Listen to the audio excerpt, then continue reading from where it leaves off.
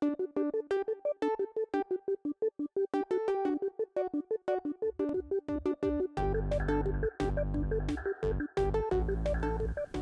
here this morning with Richard Koo, Chief Economist of the Nomura Research Institute in Tokyo. He's also the author of The Holy Grail of Macroeconomics, a book that's had tremendous influence around the world. Leading American and European economists are now studying it, looking at the implications for their societies of what Richard calls the balance sheet recession that afflicted Japan for 15 years between 1990 and 2005. Balance sheet overhangs in the United States, balance sheet overhangs in peripheral Europe are now a big source of concern as everybody moves towards fiscal austerity. Richard, thanks for joining us. Thank you for the invitation. I read in the most recent copy of your newsletter that you were very interested in the quantitative easing too, yes, the implications for the currency, the fallout of the G20 meeting in Seoul, and how perhaps from what we know about balance sheet recessions, that monetary expansion at this zero interest rate level may not be very effective. Why don't you describe briefly your thoughts when you heard that Ben Bernanke was going to embark on this second stage of quantitative easing?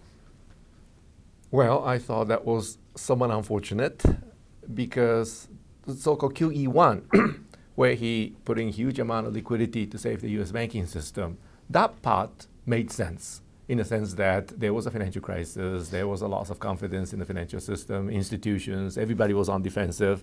Central bank was the only provider of liquidity to keep the things going. That part is fine. Any central bank faced with that kind of crisis, Lehman shock, had to do that, and Japan had to do that too. When Sanyo Securities collapsed in 1997, was the first default in the so-called non-collateral coal market in Japan's history. Japanese companies all got really scared. The whole thing came to a grinding stop. It's kind of the Japanese Lehman. Yeah, that was the Japanese Lehman. Yeah. And the Bank of Japan pumped in huge sum of liquidity to get the things going again. But QE2, where the goal is no longer fixing the financial system, but to get the economy going, I'm afraid it's not going to produce the kind of result that a lot of people are hoping for. Because I think what we have in the United States is a situation where even with zero interest rates, private sector is minimizing debt, so-called deleveraging. And they're deleveraging because all the assets they bought with borrowed funds during the bubble days have collapsed in value, but the liabilities are still on their books and their balance sheet's underwater. And if you have cash flow, the right thing to do under the circumstances is to use the cash flow to pay down debt. But when everybody does it all at the same time, the economy enters what I call fallacy of composition, in that everybody's doing the right things, repairing balance sheets, but when everybody does it all at the same time, we enter a very strange world that happens once maybe every 70 years. And that is that for a national economy, if someone is saving money or paying down debt, you better have someone on the other side borrowing and spending money. But when no one is borrowing, spending money, even with zero interest rates, everybody's deleveraging, what happens? Right?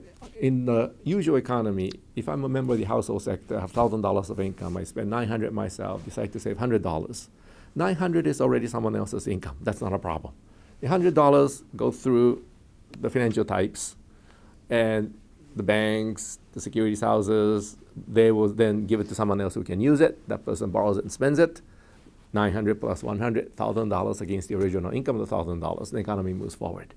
If too many borrowers, rates are raised. Too few, rates are lowered, and adjustments are made. But in the world we are in now, and the world we found ourselves in Japan for nearly 15 years, was that you bring rates down to zero, people are still deleveraging. No one's borrowing money. Then what happens when I get $1,000 for income, decide to spend $900 and save $100? The $100 gets stuck in the banking system somewhere. It becomes a leakage to the income stream because there are no... It's just in the vault. It's right, no one's borrowing and spending money. Yeah. The economy shrinks from 1,000 to 900 then, because only $900, that's the part that was spent.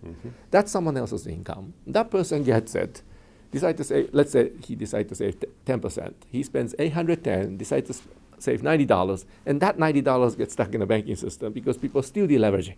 Yes. Then economy goes from 1,900, 810, 730 very, very quickly, even with zero interest rates. And that's the danger we faced in Japan. And that's exactly how Great Depression got so bad so quickly in the US from 1929 to 1933. Everybody was paying down debt. No one was borrowing money. Mm-hmm. And I see the same danger in this part of the world as well. And when you're in that kind of situation, you try to pump in money through QE2 or QE3, there will be no takers. The money can enter the financial system, but it cannot go any further because the real economy, people in the real side of the economy are all deleveraging.